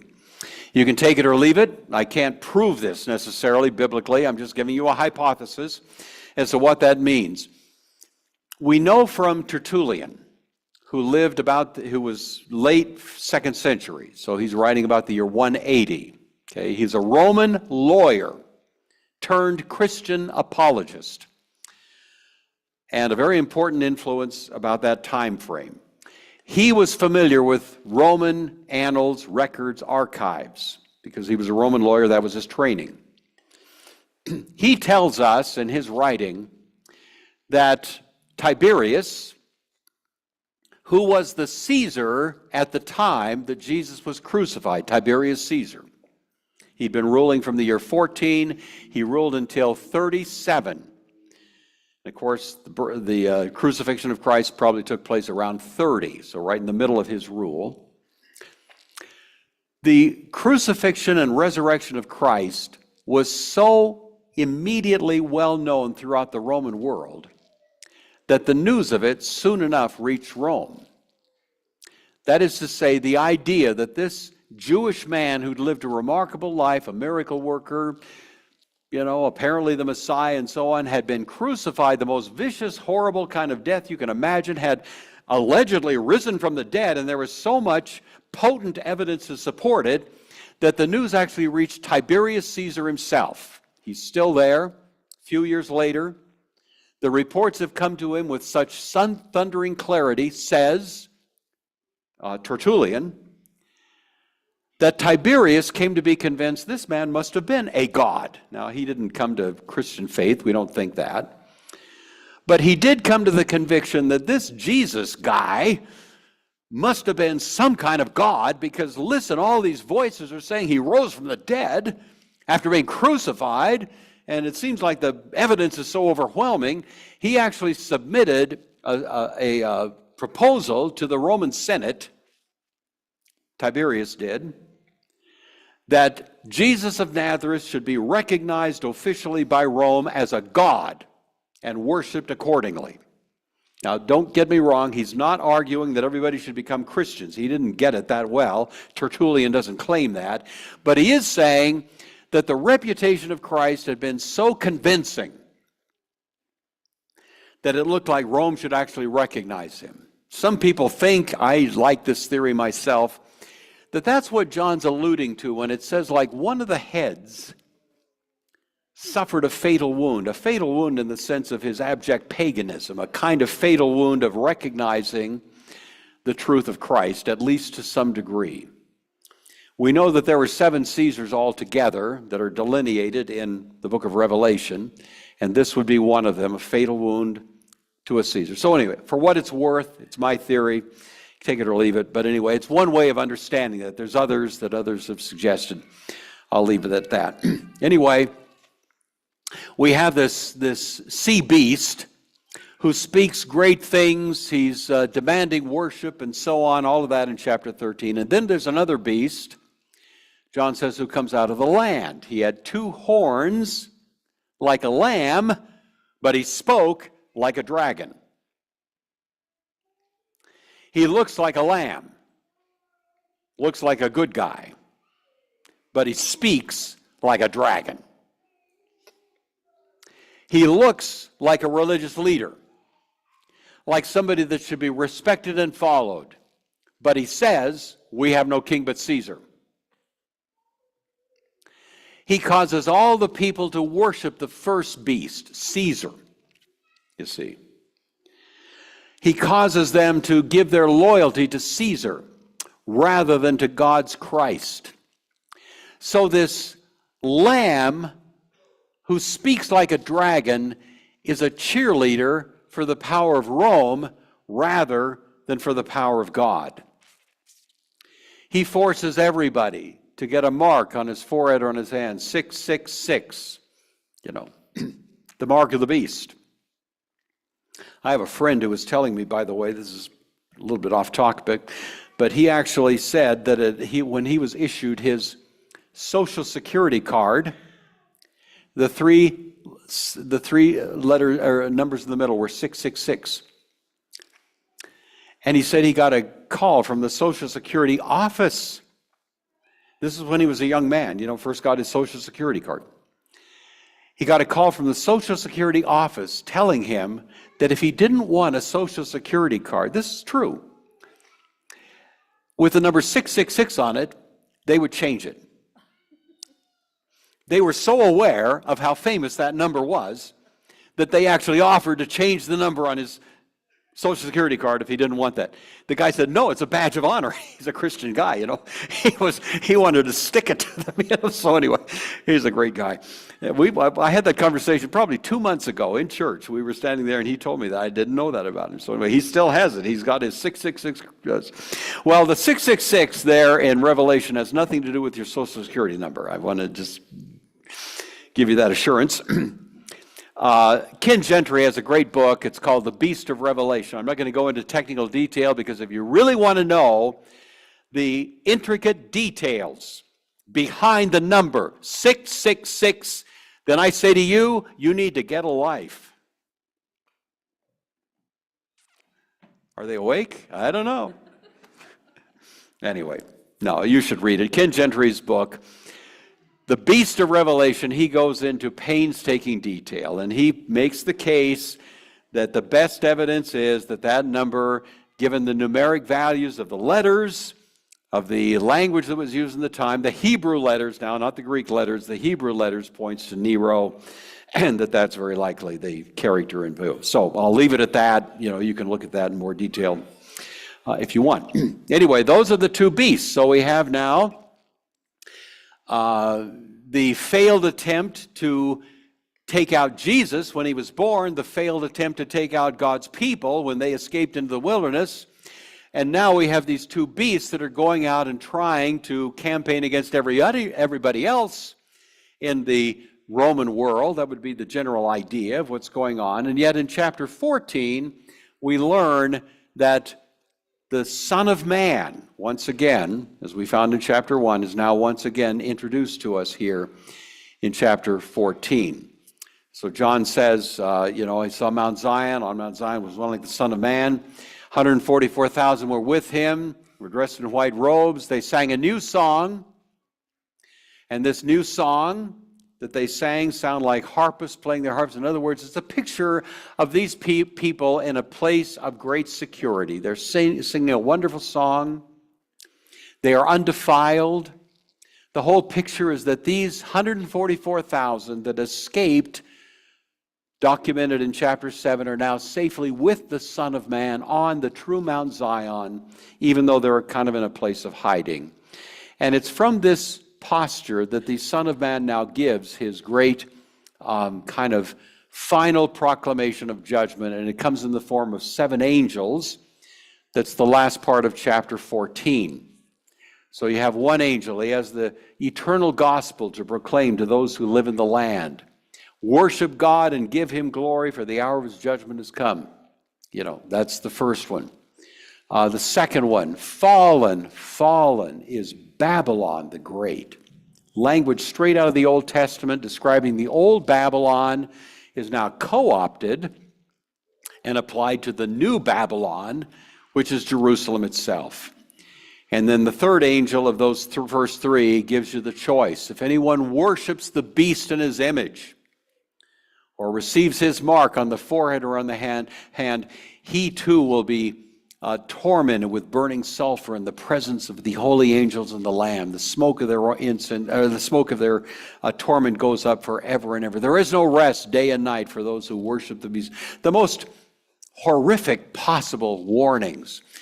It's a warning to say to people, put your loyalty with Jesus, not with the beast. There's a fork in the roads here, which way you're going to go. So we have a worship God angel, we have a fallen as Babylon the angel, and the third angel says, okay, there's a fork in the roads. What's it going to be? The fourth angel, Christ himself, the Son of Man on this white cloud. He has a sharp sickle in his hand. He gathers, literally synagogues, his people together to him. The point of this is he synagogues them out of the old covenant era, out of the old regime, out of the old history into the new. He brings them into the kingdom of light. He brings them into his new arrangement, which is organized around his true church, his true kingdom, his true synagogue, and so on. He gathers them together. It's a gathering into blessing. Then the last 2 of these angels, 6 and 7, are another angel who has a sickle that gathers people into the great winepress of God's wrath, the grapes of wrath, that Steinbeck novel. He pulls them into that, and the blood flows out of the press, rising as high as the horses' bridles, for a distance of 1,600 stadia. It's about 200 miles. It's roughly the distance from the north of Israel to the south of Israel in the first century. That would be generally the distance involved there. In other words, this place is going to become a bloodbath. For those who are not gathered together to Messiah, it's going to be this bloody, awful collapse that will take place in the near future. All right, so that's kind of the big picture of those chapters 12, 13, and 14. 15, we have wrapping up the final plagues. These correspond to the trumpets, but now it's said, with these God's wrath is completed. John says, I saw a great sign in heaven, 7 angels with the 7 last plagues, because in them God's wrath is completed. And I saw what looked like a sea of glass, and standing beside the sea were those who had been redeemed by the Lamb. They stood there beside the sea, singing the song of Moses. The song of Moses, the Exodus song, because this is a great Exodus. The escape of God's people from the old into the new synagogue is a kind of Exodus, you see.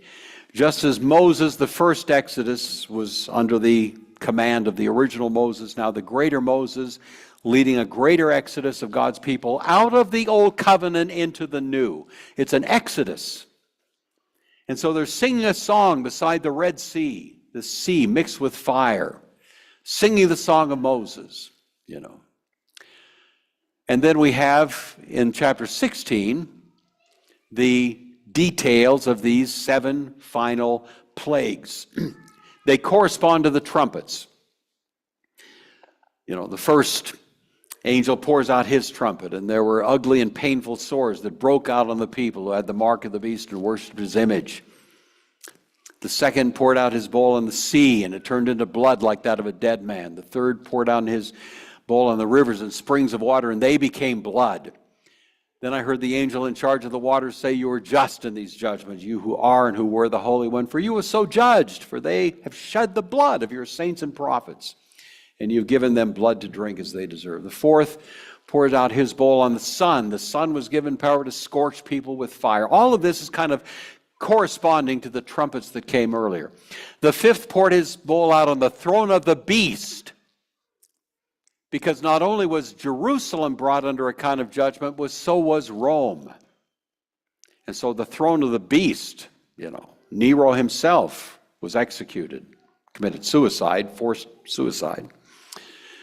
There was the so-called year of 4 emperors. Rome itself appeared to be on the verge of collapse. The great Roman historian Tacitus tells us that he despaired that Rome would survive. And all of that seems to be implied by pouring out this wrath on the throne of the beast. Ultimately, Rome did survive under Vespasian, but it was a very different Rome. No longer do we have these campaigns against Christians. Israel had been vacated. It was a vacant lot. Jerusalem was gone. The temple was gone. It was an entirely new chapter of Roman history, and it really continued from that point on. The sixth angel is describing the drying up the great river Euphrates, and that is an allusion to Cyrus the Great, who dried up the great river Euphrates, if you know that story from the Old Testament.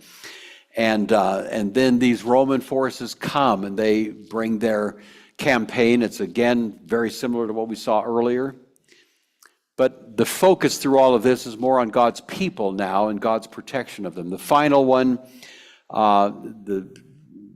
poured out the bowl into the air, and from the temple came a loud voice from the throne saying, "It is done."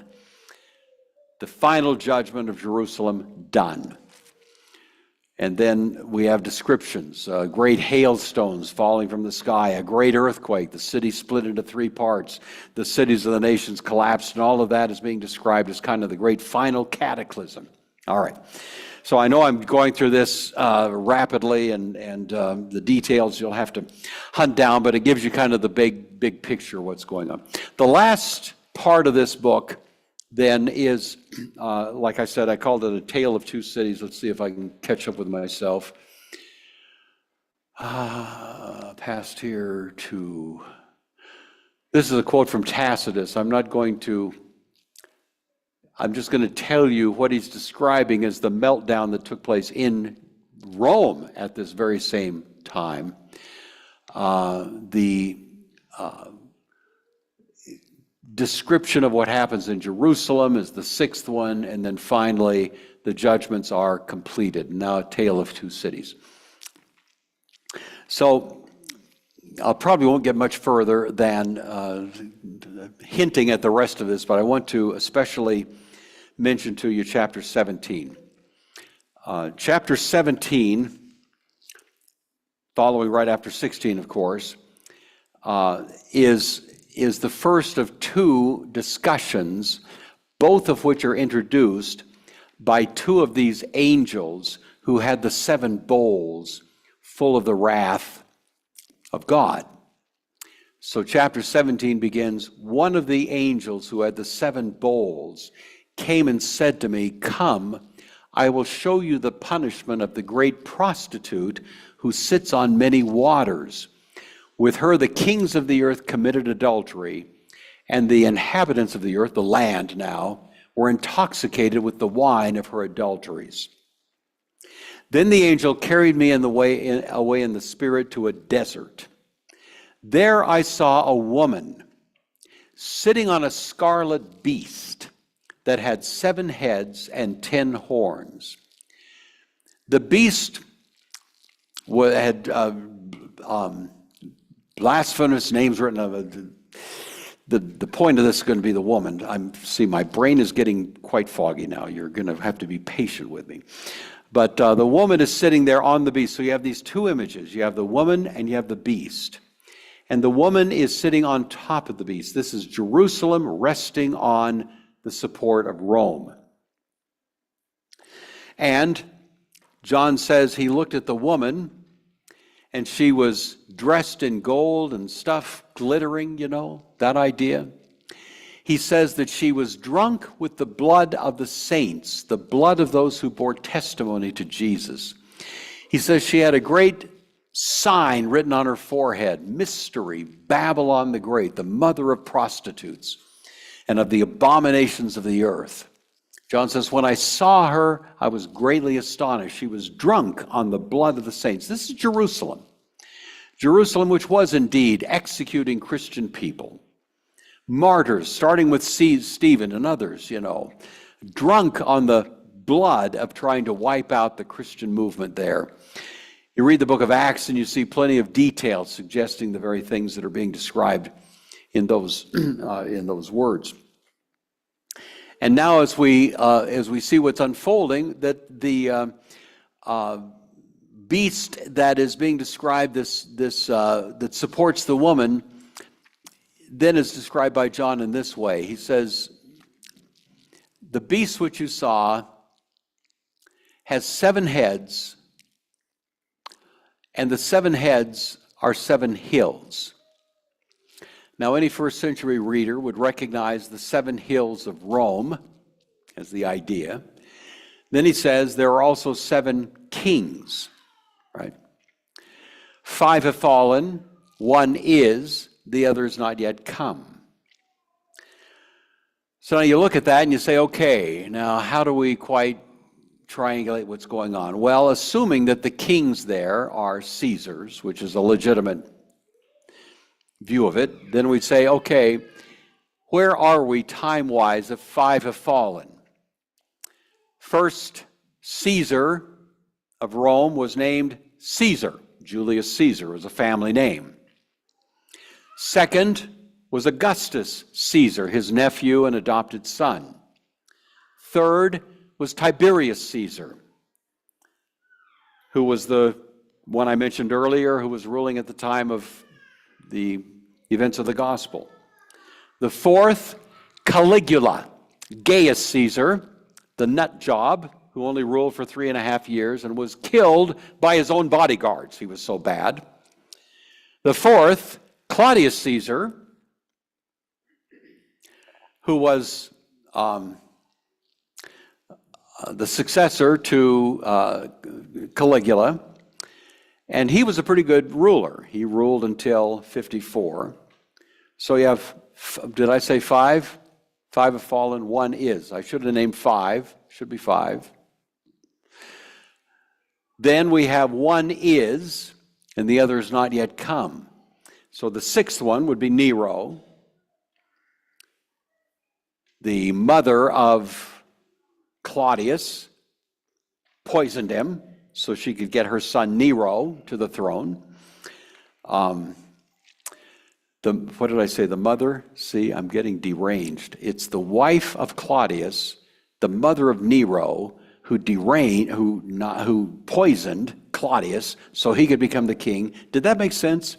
Did I say that right? Okay, good. Just look at me quizzically if I, don't make sense. So Nero is ruling. He starts to rule in 54, rules till 68. He's the one who launches the campaign against the Christians. And John says, he now is. He is. The other is not yet come, but when he does come, he'll only remain for a little while. So Nero is forced to commit suicide in 68 because he had become so deranged that Rome could no longer tolerate him. The next Caesar after Nero is a guy named Galba, Galba. He ruled for about 6 months. And that gives rise to what's called the year of 4 emperors, in which one emperor came right after another, and they assassinated their predecessor and then ruled for a few months till the next guy came and assassinated them. And that's why Tacitus says, the most complete Roman historian of the day, it's over. Rome is fini. This place is going down in flames, and just as Jerusalem is about to go down in flames, it looks like Rome is going down in flames, Finally, Vespasian himself, who had been leading the campaign against Jerusalem, leaves Jerusalem and goes back to Rome to restore some order, leaves Jerusalem in the hands of his son Titus, and Vespasian comes in and rescues Rome. And just as he's rescuing Rome, Jerusalem falls, but Rome survives. And so in terms of a time stamp for Revelation, it does seem that makes it pretty clear. Even scholars who want to give it a late date have to puzzle over Revelation chapter 17 because it seems so clear-cut. There's one New Testament scholar named Josephine Masingbird Ford, now deceased as far as I know, who used to be a New Testament scholar at Notre Dame. She wrote for the Anchor Bible series a commentary on Revelation. She took the late date, 95, but as she studied it, she became compelled to say this book had to be produced at an earlier time. Otherwise, a lot of these things don't make sense. So she actually came up with a unique hypothesis that nobody has followed her, but to her credit, she's trying to give us some kind of warrant to the idea that there's got to be an early date for Revelation. So she said it must have come out in 2 editions. There was the early edition and then a later revision. That was her hypothesis. Because chapter 17 is so compelling in putting the time frame for Revelation in that earlier date and period. All right, so chapter 18 is really an expansive description of the details of the fall of Jerusalem. I won't try to go through that in detail. Chapter 19 kind of completes that story and introduces the New Jerusalem. The New Jerusalem finally is presented for us in chapter 21. Chapter 20, of course, gives us kind of this one hint at a long extended period of time, 1,000 years. The first resurrection, probably referring to regeneration, the new birth in Christ, which is conceived of as a kind of resurrection. If anyone is a participant in that, they won't face the second death, is the idea. I know that's a complicated chapter. Love to deal with it, but I'm running out of juice, and so are you. So I'm just going to kind of give you the idea that 1,000 years seems to be the time in which we are now living. It's not a future millennium. It's a present reality. We are living in the kingdom now. I would rarely ever say we're living in the millennium now because people have baggage in their heads connected to the millennium, right? People think, well, if we're in the millennium, how comes there's so much bad things happening in the world? It's because we have a caricature of the millennium in our mind. The word millennium is never used in the Bible.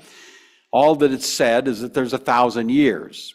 Well, 1,000 years simply means an extended period of time. I think that's what we're in right now. An extended period of time in which the gospel is expanding, growing. During this time, Satan is bound. But the binding of Satan, remember, means that he's being pushed back into the abyss, which is to say, in this world, there is still the abyss. There are still places where Satan has plenty of influence. But I also tell you this, wherever the gospel of Jesus Christ is faithfully proclaimed, Satan runs for cover. The binding of Satan is not taking place in some kind of geographical thing where he's being thrown into a place where we don't. He's being pushed back into the only place where he has control, but where the gospel goes, he's pushed back. The gates of hell, the gates of Hades, or if you will, the gates of the abyss, can't prevail against the work of Christ in the proclamation of his truth. Chapter 21 and 22 gives us a beautiful and luscious image of the new heaven and the new earth.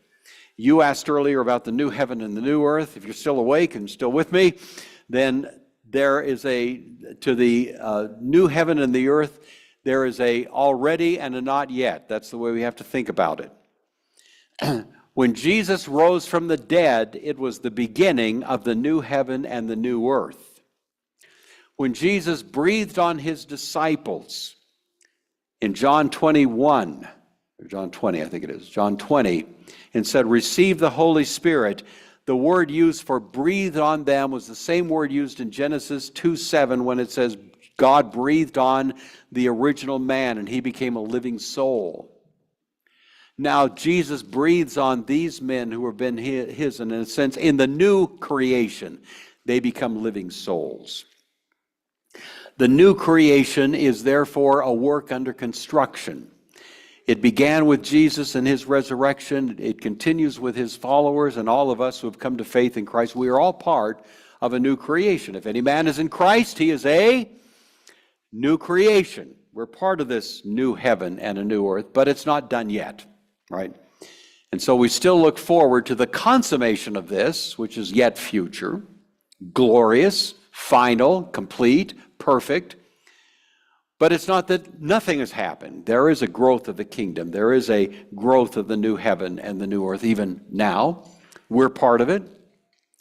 And as we do our job as Christian people, proclaiming the good news of Christ, and as people come to faith, that new heaven and new earth continue to expand and grow. How you doing? Been a long day, huh?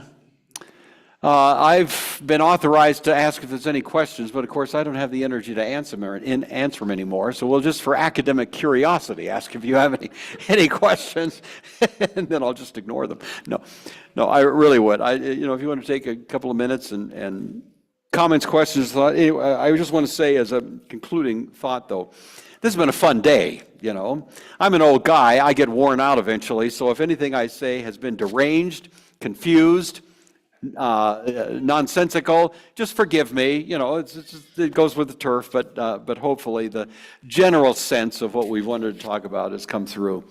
And I hope, if nothing else, that this time together today has been an invitation to you. If you're interested, I have 60 lectures, verse by verse, on Revelation on YouTube. You go to YouTube, type in my name, it'll pop right up, and one of the series is called The Apocalypse in Space and Time. And if you launch that, you'll have plenty to put you to sleep at night for a long time to come, so you can just... So anyway, what I've given you now is a highly truncated expression of what we go into in a lot more detail there, and probably a lot more, a lot better. So anyway, just for what it's worth, that. Anybody have a comment or question, anything you want to throw in here at this point as we're wrapping it up? Yes, thank you. So, is it all about the fall of Jerusalem? Okay. Or is there anything about the second coming? Yeah, okay, good question. Is it all about the fall of Jerusalem, or is there anything about the second coming? Thank you for asking that. It's a very pertinent question. We were mentioning in Revelation 20 a mention of 1,000 years, okay? There are people out there, misguided in my humble opinion, who want to say that the second coming of Christ actually happened in 70 AD, and basically history is just going on ad infinitum, That's not my view.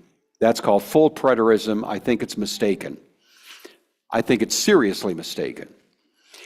I think the reason the book of Revelation mentions 1,000 years is to tell us that there's a protracted period of time in which, through the work of the gospel, Satan is bound.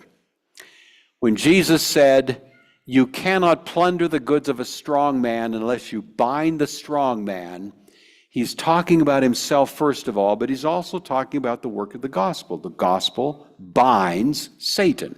He can't resist it. He runs for cover. So we have the great privilege now of going into the world and driving Satan back into the shadows through the power of the proclamation of the gospel, and that will continue for a long time. But Revelation 20 also tells us at the end of that period, there's a kind of final skirmish in which Satan is empowered. He goes out, he rallies a great final resistance against Christ. It ends badly for him. He's thrown into the lake of fire, and that's kind of it. So I think that's still future. And I think it may be distant future. It may not, maybe next week, who knows. But I think, I think as Christians we still have a lot of work to do. And we're not really quite to the point yet where we can say the knowledge of God covers the earth as the waters cover the sea. I don't think we're there yet. And so I think we have a lot to devote ourselves to as Christian servants in this world. But no man knows the day or the hour. But anyway, I think that's probably the best place where we find at least a pretty solid hint of the second coming. I would go to that text and others in the New Testament to make the case that there is still a future second coming that has not happened yet. Thanks for that, yeah. I think the common opposition is that, well, if seen in this light, Revelation is merely an historical text for Yeah. particular people. Why is there Yeah. no application for you both your Okay, I love that question. Thank you. I would say, yeah, it's kind of like the book of Acts, isn't it? It's just historical. Doesn't really apply to us. Why bother? As soon as somebody says that, they've just vacated the relevance of the whole Bible. Sure, Revelation is describing first century events.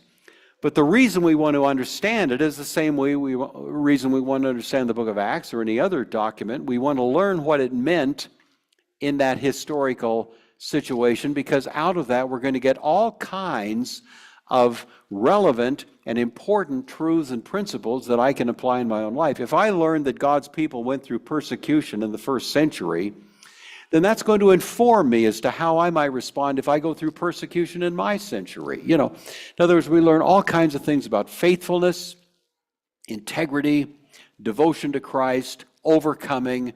All of the great themes, which are timeless, are pictured for us in the laboratory example of what happened there in the first century. And I'd say Matthew, Mark, Luke, and John do the same thing. The book of Romans does the same thing. The Old Testament does the same thing. So I have a hard time wrapping my brain around the idea that if Revelation is describing first century events, it's therefore irrelevant. It seems like it, if anyway, it emphasizes its relevance, because I'm now learning to read it with an appropriate and legitimate interest on how it should properly apply, rather than getting tied up in 1,000 different geopolitical newspaper events in the world and how they may correlate to some detail or other in the book of Revelation, which has nothing to do really with what it's about. So hope that helps. Yeah. Yes. Do you have any thoughts? So in the first century, right, there's this transition going on from the old covenant to the new covenant. Yeah. And so even some faithful Jews, or Christian Jews, were performing sacrifices. Yeah. With Paul and the Right. Nazarite vow. Yeah. What are your thoughts on maybe how Paul perceived the meaning of that in Acts? Yeah, that's a great question. And you have a reference to Paul bringing an offering. I'm not sure he offered an animal sacrifice. That's not so clear, but it was an offering. And it was an offering that was connected. I hope you caught the question here. It's the question is, to what degree in that overlapping period that Jesus calls this generation, was there still an accommodation of practices as part of the old covenant, and yet at the same time allowing for the introduction of the new? Is that kind of a fair and it seems to me, I think we can gather from especially the book of Acts that there was a recognition pretty rapidly that at least some parts of the old covenant, especially animal sacrifice, is not going to be properly part of our practice anymore. But the degree to which any given Christian person may have figured that out, I think remains an open question. You give the example of Paul, and there is a case where Paul takes the Nazirite vow. He's going back to Jerusalem after the third missionary journey, and he sponsors a vow of some of these other people and so on. That's very Old Testament. And it certainly says to us that Paul is not opposed to accommodating himself to Old Testament practices. He says, to the Jew, I become a Jew. I'm willing to bend over backwards to try not to be giving offense to anybody to whom I'm going to have a ministry. And so I think there probably was a certain degree of real attempt to accommodate those practices. Whether or not, I'm not aware of any distinct case of, I think the most egregious violation of the new covenant would be to continue animal sacrifices. And I'm not aware of that in terms of a New Testament example. And so I think we can probably safely rule that out, but that there were still going to the temple. Peter and John are going to the temple in the hour of prayer. You have other examples of really continuing the practice, which I think probably did in fact happen. The real defining moment where you just can't do it anymore is when the temple's not there anymore. That really becomes the clear-cut dividing line where the Old Testament religion ceases to be what it once was. What continued into history after the removal of Jerusalem was a different religion. We call it Judaism, but it's not Old Testament Jewish faith anymore. It's something different. It's really Torah-centric rather than temple-centric. Sacrifice is gone. It's all changed. So in the meantime, I think there was a little bit of accommodation. I know that's a less than adequate answer, but I think that's probably the sense of it. No, I think it's good, and I think you could argue from Hebrews also that he's talking, the writer of Hebrews talking about how these offerings are passing away, and that Christ is the best sacrifice. Yeah, boy, that's an excellent point. I wish I'd thought of it. Hebrews, Hebrews chapter 10, it is impossible for the blood of bulls and goats to take away sin. I mean, it's very definitive. As if it stands there as a great warning against people going back and accommodating that practice. So that's an excellent thought as well. And we don't know when Hebrews was written exactly. Usually people think it was a little later rather than earlier, maybe not too much before the book of Revelation, but it certainly represents a bulwark against going back and doing the animal sacrifices. Good point, yeah.